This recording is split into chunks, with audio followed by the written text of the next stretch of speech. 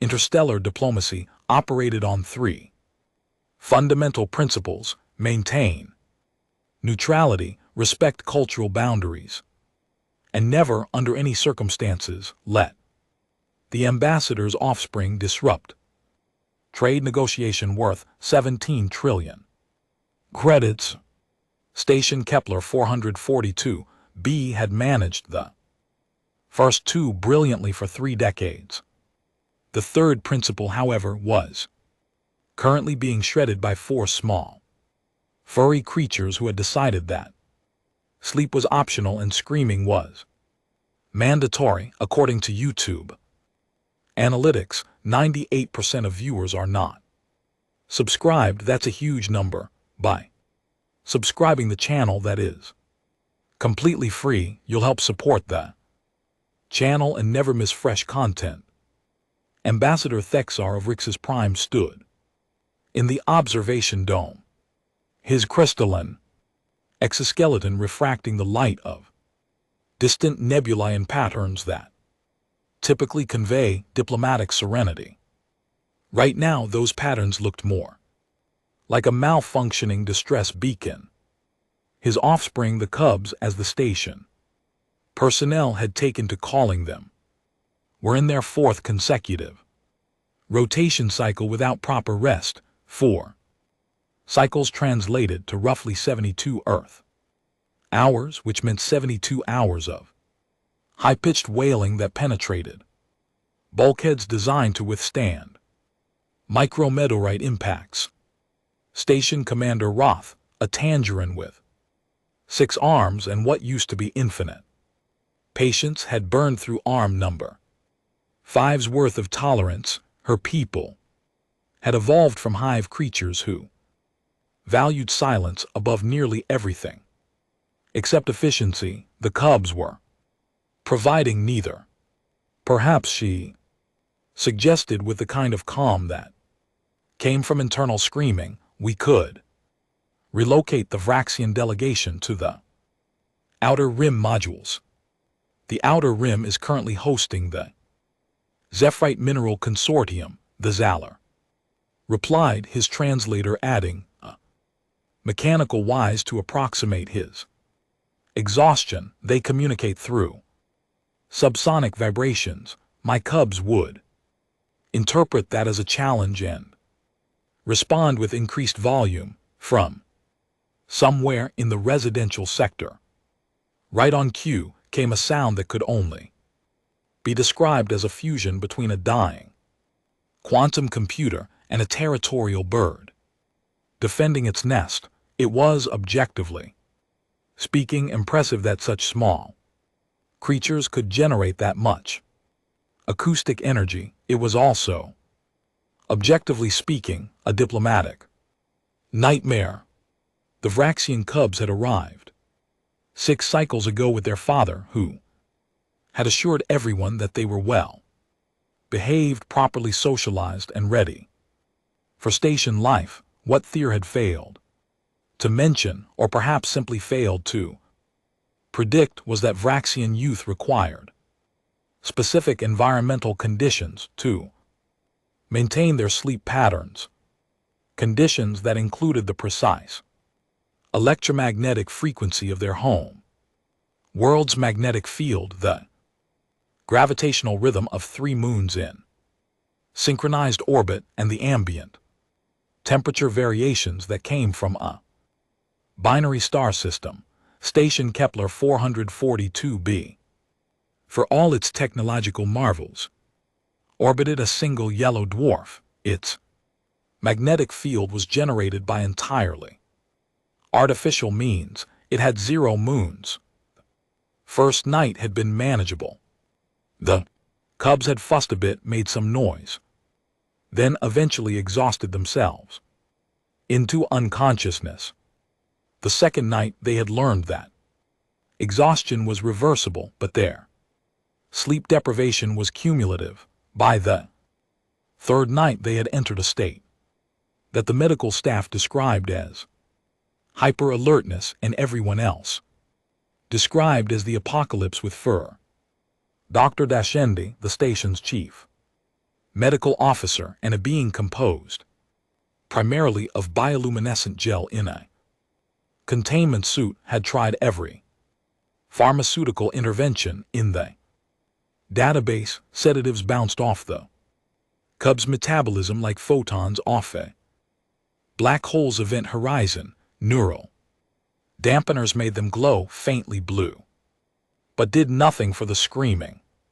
One experimental treatment had actually made them scream in harmony, which was somehow worse. The trade summit begins in 2 cycles, the Zaller said quietly, watching through the dome as a cargo vessel departed with what he suspected was unnecessary haste. If my cubs are not rested and calm by then, the Vraxian Senate will withdraw from the Kepler Accords. They will interpret this as evidence that the station cannot provide basic environmental security.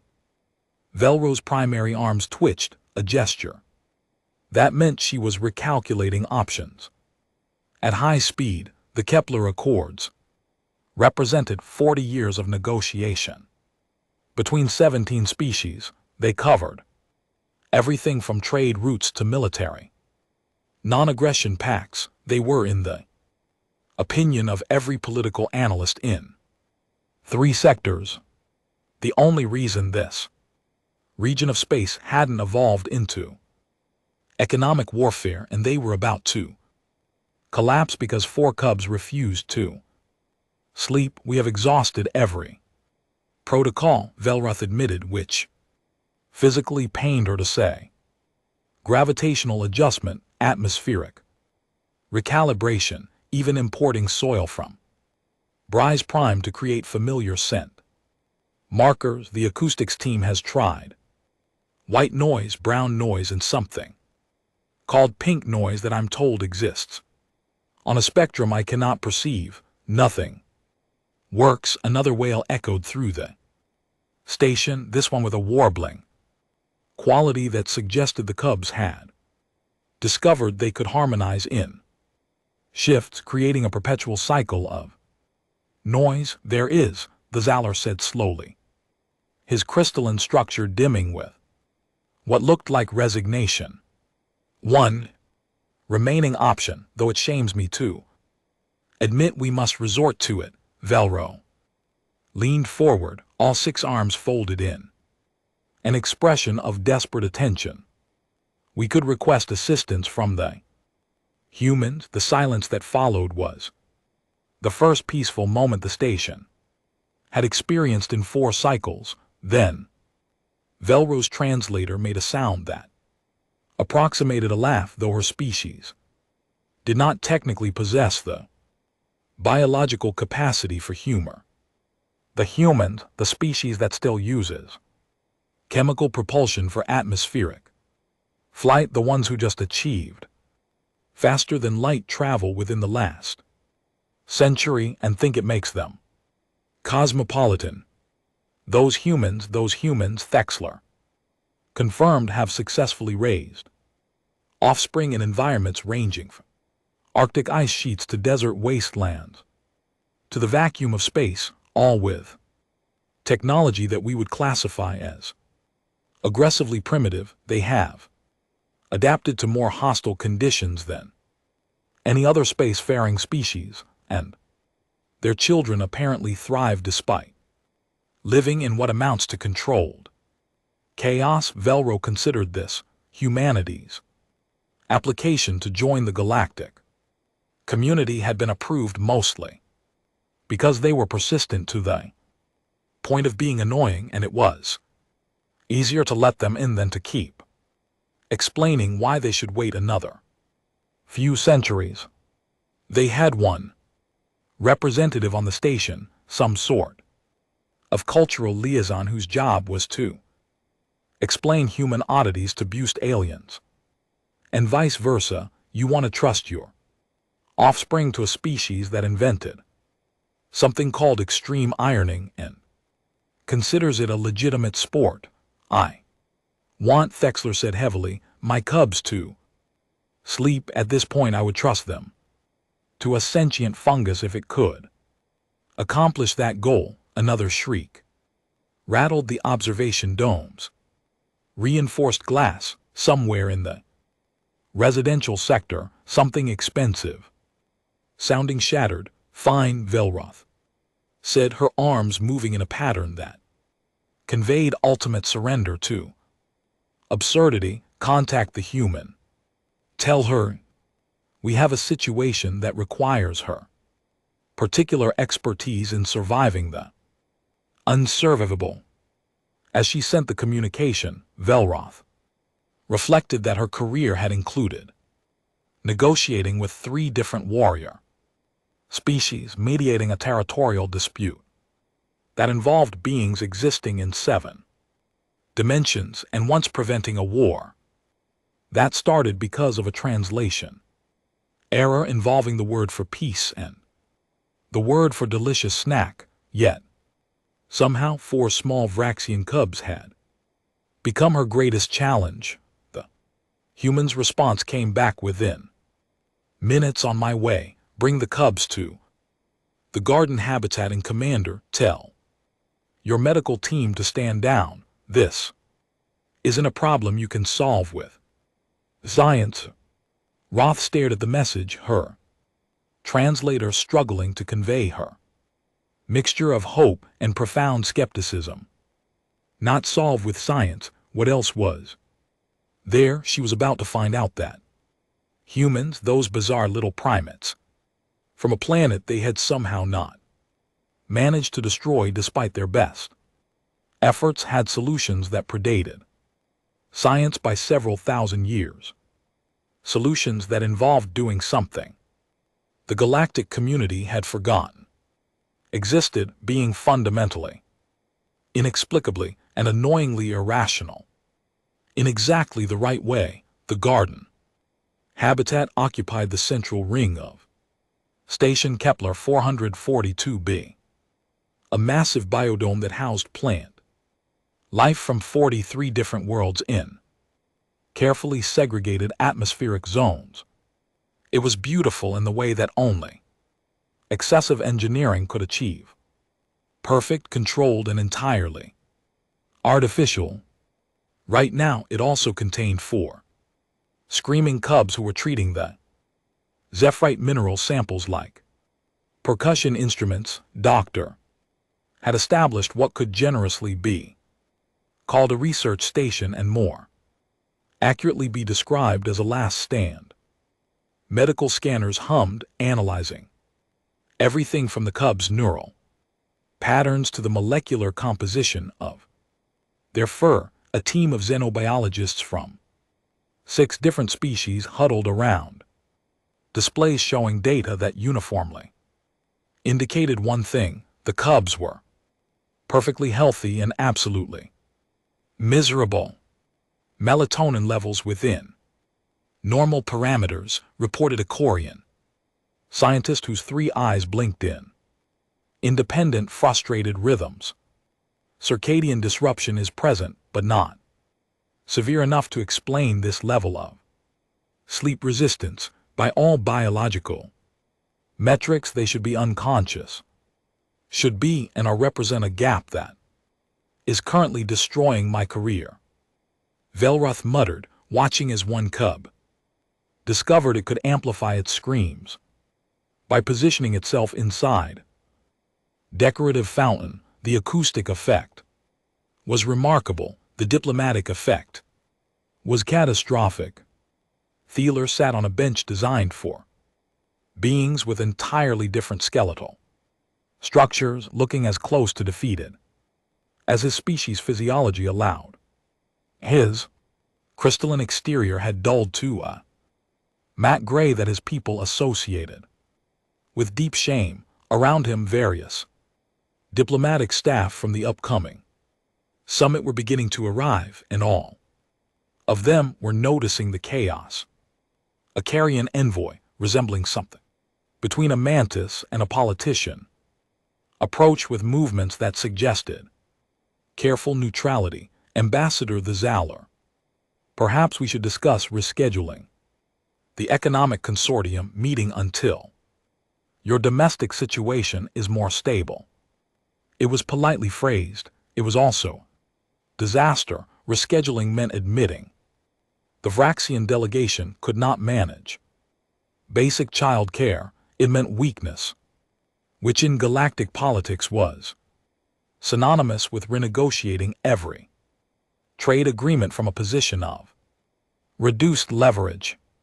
That will not be necessary, Thieckseller said, his translator adding harmonics that implied absolute confidence his biology could not currently support. We have engaged specialist assistants, the Salcarians. Compound eyes swiveled to observe a cub attempting to climb the artificial gravity generator while emitting sounds that registered on the seismic sensors. I see. What kind of specialist exactly? Before the Zalar could answer, the garden's main entrance dilated open, and the human arrived. She was, by galactic standards, aggressively average medium height for her species, bipedal in that inefficient way humans insisted upon, with the kind of unremarkable appearance that most species associated with prey animals. She wore simple clothing that served function over form, and she carried nothing that resembled scientific equipment. In fact, she carried nothing at all, except a small container of what scanners identified as dihydrogen monoxide with trace organic compounds. Water. She had brought water to a medical emergency. Velro felt her confidence, which had been hovering somewhere near operational minimum, plummet into the negative range. The human walked past the assembled scientists, nodded to the Zalar with a casualness that bordered on inappropriate given the diplomatic stakes, and headed straight for the cubs. They immediately focused on her with the kind of attention that predators reserved for potential threats. The largest cub, whom the staff had nicknamed Decibel Supreme, stopped mid-shriek to stare at this newcomer.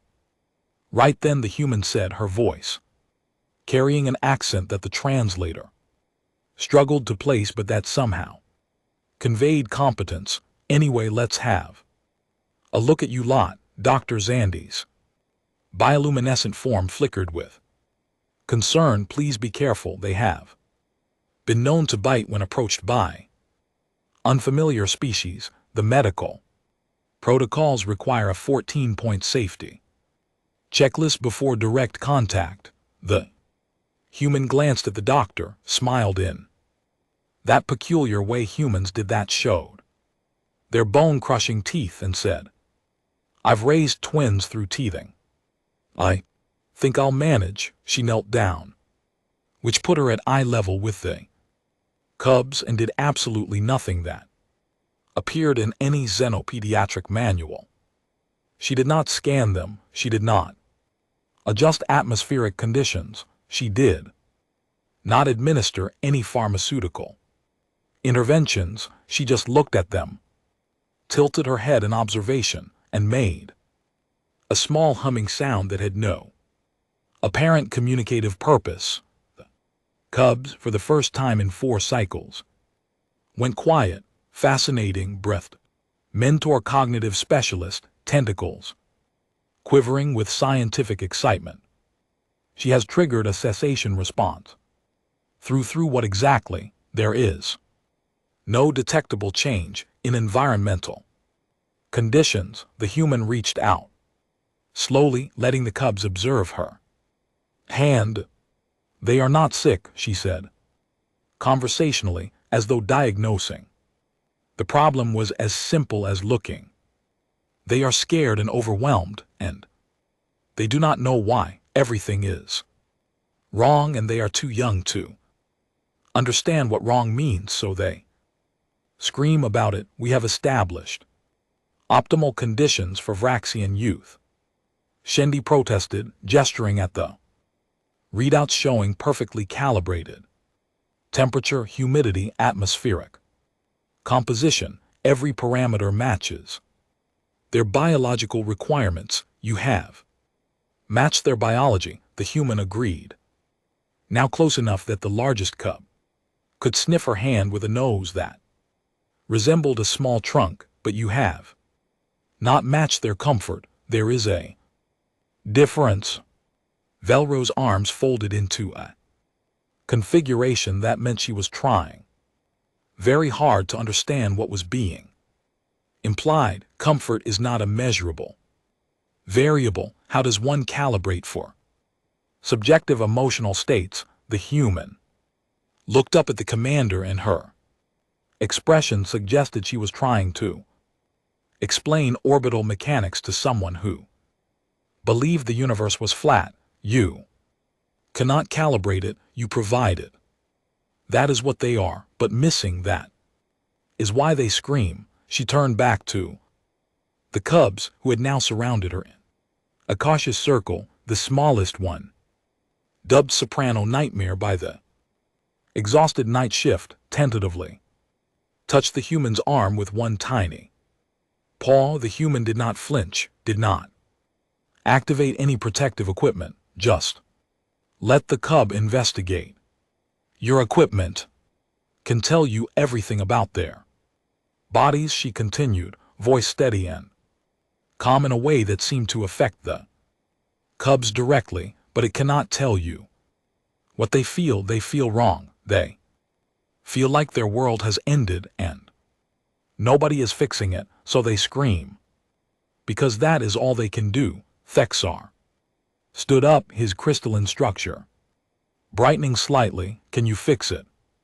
Can you make them feel right? The human smiled again, smaller this time, less teeth. I can try, but you have to accept that the solution will not make sense to you. It will not appear in any medical database. It will seem primitive and inefficient and completely irrational. At this point, Felroth said with profound sincerity, I would accept a solution that involved ritual dancing if it worked close enough. The human replied, now everyone needs to back up. About 10 you are all very impressive and very qualified, but right now you are also very much in the way. The assembled scientists exchanged glances that ranged from offended to curious.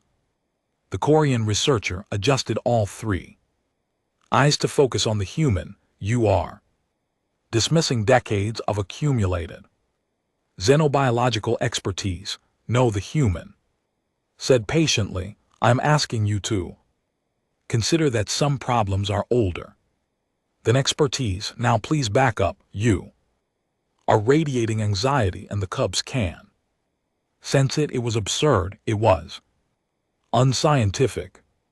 It was delivered with such casual confidence that everyone, including Roth, found themselves retreating to the requested distance.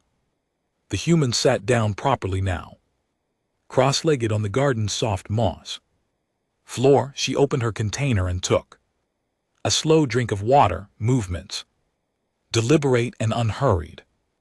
The cubs watched her with the kind of attention that beings usually reserved for existential threats or particularly interesting food. Now she said, voice dropping to something barely above a whisper, let me tell you about the stars. The stars, Gendi's translator crackled with confusion. They are aware of stellar phenomena. Vraxians have achieved spaceflight for 3 centuries, not those stars. The human replied, still focused on the cubs, who were now sitting down as well, mimicking her posture with the unconscious imitation that young creatures displayed across species. The stars that matter, the ones you see, not the ones you study. She looked up at the biodome's transparent ceiling, where the station's position provided a spectacular view of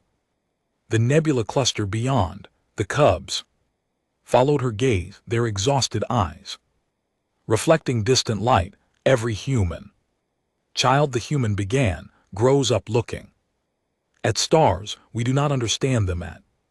First, we do not know about fusion, reactions or gravitational dynamics. We just see lights in the dark and we wonder, and someone, usually someone who loves us, tells us we are safe under those lights, that we are small but we matter, that the universe is big but we belong in it.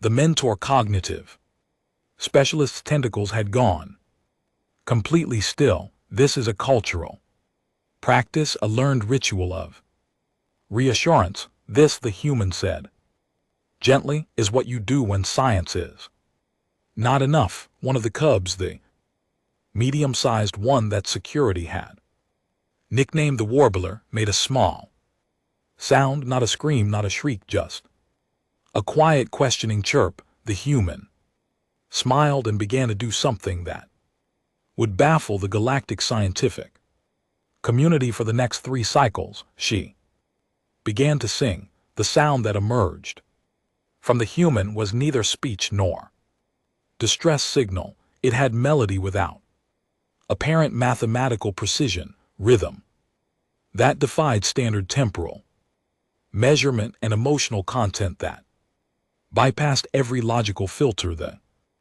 universal translators possessed. The devices gave up trying to process it and simply let it through as raw audio. It was, for lack of a better term, the assembled scientists could identify. Beautiful. The cubs froze, not they frozen of fear or confusion, but the stillness of absolute attention. Their large eyes, which had been radiating exhaustion and distress for 4 cycles, straight fixed on the human with something that resembled wonder. Dr. Gendy's instruments went wild, scanners attempting to analyze what was happening. Neural activity is shifting, stress hormones decreasing, but there is no identifiable mechanism for this change. The sound waves are within normal auditory range, nothing special about the frequency patterns. Be quiet. Velro hissed, all 6 arms held rigid. Whatever is happening, do not interrupt it. The human continued, her voice rising and falling in patterns that seemed arbitrary yet somehow inevitable.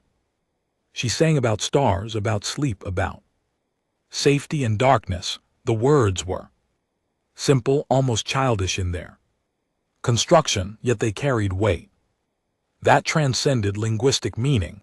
The largest cub moved closer, then closer still, until it was leaning against the human side. The others followed, drawn by instinct, older than space flight, older than civilization.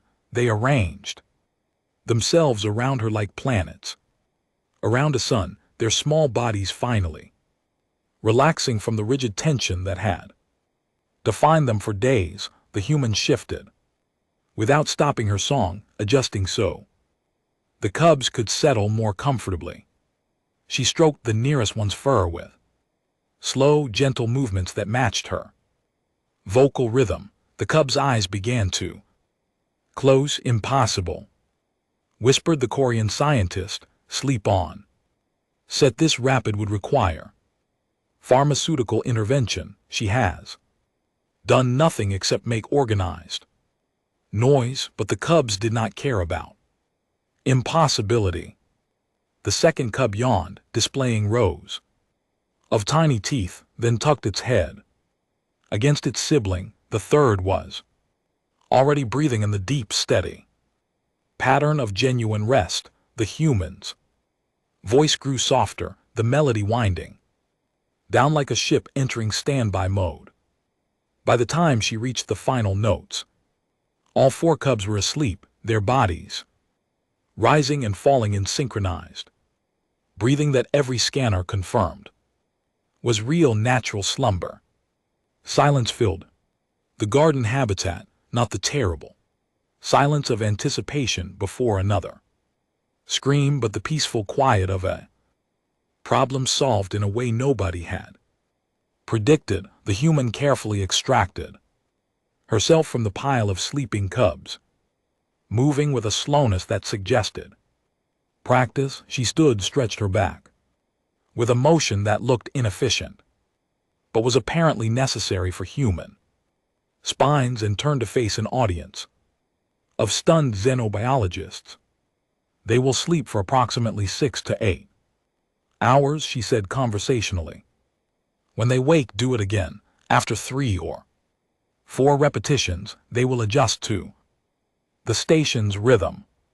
Thieler approached, his crystalline structure now glowing with something resembling awe mixed with profound confusion. What did you do? What was that sound? The human smiled. That was a lullaby. Something humans have used for thousands of years before we understood why it worked. And why does it work? Demanded the mentor specialist. The human shrugged, a gesture that meant far more to humans than translators could convey. Because sometimes, she said, being told you are safe matters more than actually being safe, because comfort is irrational and children need irrational things. She looked at the sleeping cubs, then back at the assembled scientists who had spent days trying to solve a problem with logic. You tried to fix their environment, she continued. I just convinced them they were home. The trade summit proceeded without incident. The Kepler Accords survived. Ambassador the Zaller maintained his position, and his cubs slept through the negotiations like civilized beings instead of ambulatory chaos generators. Everyone agreed it was a diplomatic triumph, even if nobody could explain exactly what had happened. The scientific community, however, refused to let mystery stand unchallenged. Within 2 cycles, 17 research teams had submitted proposals to study human lullabibis. The Mentoring Cognitive Institute requested samples of 300 different human songs for analysis.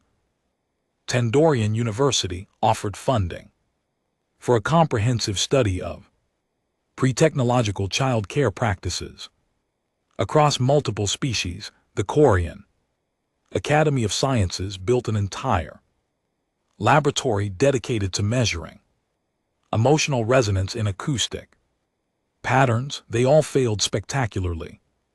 The problem, as the human patiently explained to increasingly frustrated researchers, was that these were not technology. They could not be reverse engineered, systematized, or optimized. A computer could replicate the exact frequency patterns, but the cubs would not sleep. An artificial intelligence could generate mathematically perfect melodies, but they carried no weight. Even other species attempting to sing produced results that ranged from ineffective to actively disturbing. It requires something you cannot measure, the human told a symposium of 200 xenopsychologists who had gathered specifically to understand this phenomenon. It requires the singer to mean it, to genuinely wish for the child to feel safe. Your machines can fake the sound, but they cannot fake caring. The academic response was predictable. Outrage. How dare she suggest that emotion was a viable variable in what should be a purely biological process? How dare she imply that thousands of years of scientific advancement could be superseded by feelings? But the cubs continued to sleep only when the humans sang, and slowly, grudgingly, other species began requesting human consultants for child care situations their technology could not solve. Stations started hiring humans not for their expertise or their advancement, but for their willingness to sit with frightened young beings and convince them the universe was not so terrible after all. Velro, watching from her office as the human performed the evening lullaby routine that had become station tradition, reflected on the situation with a kind of irony only career diplomats truly appreciated.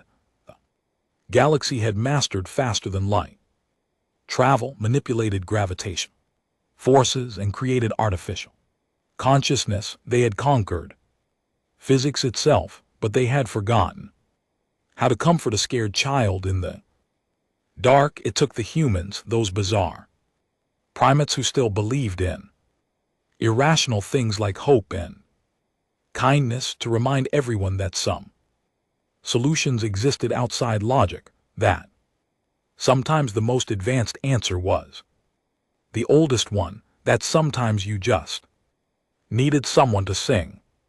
3 months later, Station Kepler 42b hosted its first official human cultural exchange program. The waiting list included 47 species, all requesting instruction in what the academic papers formally termed pre-technological emotional regulation techniques, and what everyone else called that thing humans do that actually works. The galaxy had spent millennia perfecting rational solutions to every conceivable problem. They had built civilizations on logic, expanded across stars through mathematics, and created wonders through pure reason. And yet, when darkness came and fear crept in, when the young ones cried and science offered no answers, they called for humans, those wonderfully irrational creatures who still believed that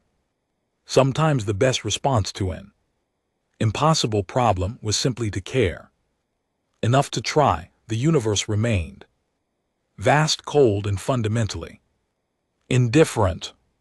But somewhere on a station orbiting a yellow dwarf beneath artificial stars and filtered atmosphere, oh, human voice sang softly into the dark, and 4 small cubs, finally understanding they were safe, slept peacefully through the night. Science could explain many things,